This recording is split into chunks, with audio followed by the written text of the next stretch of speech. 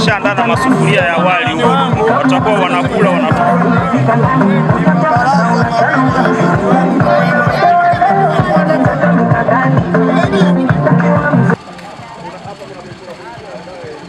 Kiongozi, tuna machungu.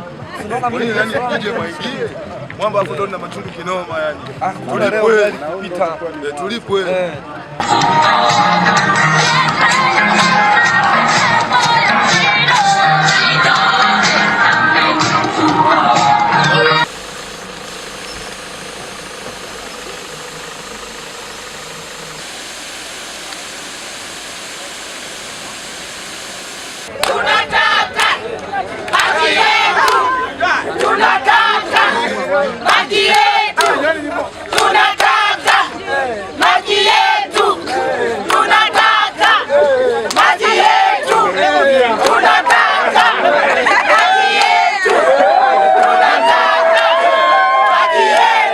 Kwamba tumesikitika pale ambapo waheshimiwa pamoja na wananchi walikuwa wamekaa vizuri kwa amani,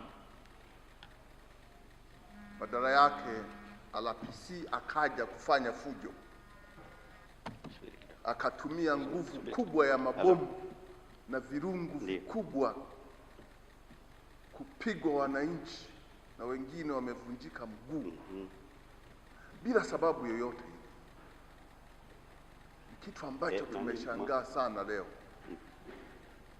kwamba mtu RPC amepita pale akanyosha mkono tukasalimiana vizuri, ameenda mgodini dakika kama 20 akaja anataka na kuvua magwanda na kuamurisha watu kuanza kupigwa.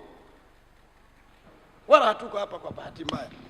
Sasa mimi ninachokisema, halmashauri zote mbili, mimi ni mwenyekiti wa mkoa, mnanifahamu msimamo wangu kwenye hili, tuko kwenye haki, hatutatishwa. Tunaamini RPC amepeleka askari, amepeleka ulinzi. Kwa maneno aliyonitisha RPC, naamini yeye mimi sasa alikuwa ananitafuta na ananitengenezea kesi kwamba mimi ndo nimefanya uchochezi. Niko tayari. Mungu ndo anayeona. Sijui chochote. DC ndo amenialika kikao, mimi sikujileta. Mkurugenzi wangu ndo amenialika kikao, ndo sikujileta. Kwani nina ubaya gani nikichangia kudai dola bilioni 28? Alafu mtu mwingine anatutisha na bunduki. Lakini kwa taarifa nilizokuwa nazo kwamba kule Nungwe alituma vijana wakatoboa ili wapigwe madiwani. RPC katuma watu wakatoboa bomba ili wapigwe madiwani. Hebu jiulize, RPC unafika unazungumza kama alivyozungumza mbunge kwamba jamani kukoje hapa, kuko salama. Unaingia ndani GGM unatoka unaanza kupiga mabongo. Kwa lipi? Madai yetu ni kodi yetu tunayoidai kwa zaidi ya miaka hiyo, kabla Msukuma hajawa hata diwani, hajawa mbunge. Tunakosea sana, ana kila sababu ya kuombwa radhi kwa kauli hiyo. Mheshimiwa Mkuu wa Mkoa, kama walivyosema wenzangu, tunayo haki ya kuendelea kudai fedha za kodi katika halmashauri zetu mbili mpaka pale ambapo zitapatikana. Sisi mahakamani hatuendi, lakini msimamo wetu ni kwamba bado GGM wana kila haki ya kulipa kodi yetu. Mimi Mheshimiwa Mwenyekiti, nilikuwa naomba kama inawezekana tusitoke na tunarudi Nungwe.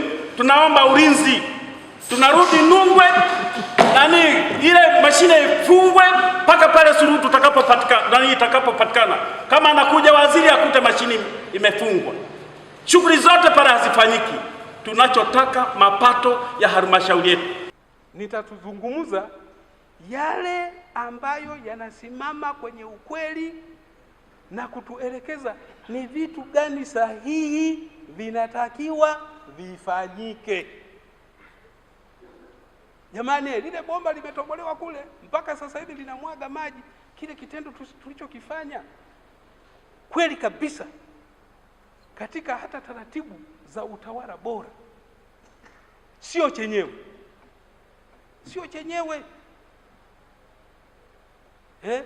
na hivi tukisema kwamba sisi tutaendelea tu shughuli kule, hakuna wao watu wasifanye kazi, msimamo wetu hao watu wasifanye kazi, sisi tutakuwa tunaendelea tunakusanyika kule mlangoni.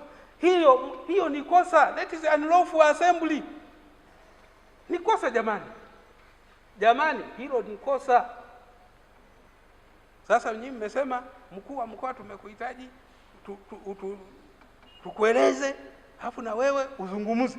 Sasa na mimi ndio hiyo nazungumza sasa kama msimamizi wa amani katika mkoa.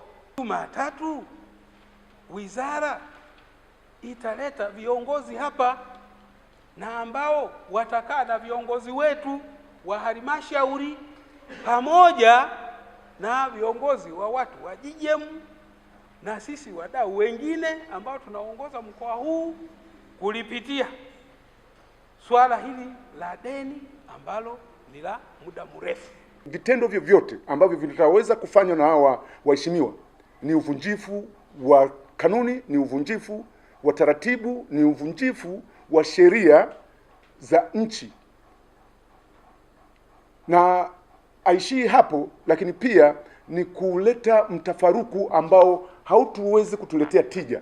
Na kama mlivyokuwa mnaona, kama mlikuwepo katika ile tukio, mnaweza kuona kwamba ni takriban saa nzima imechukua mpaka kuja kufikia kutatua ule mgogoro.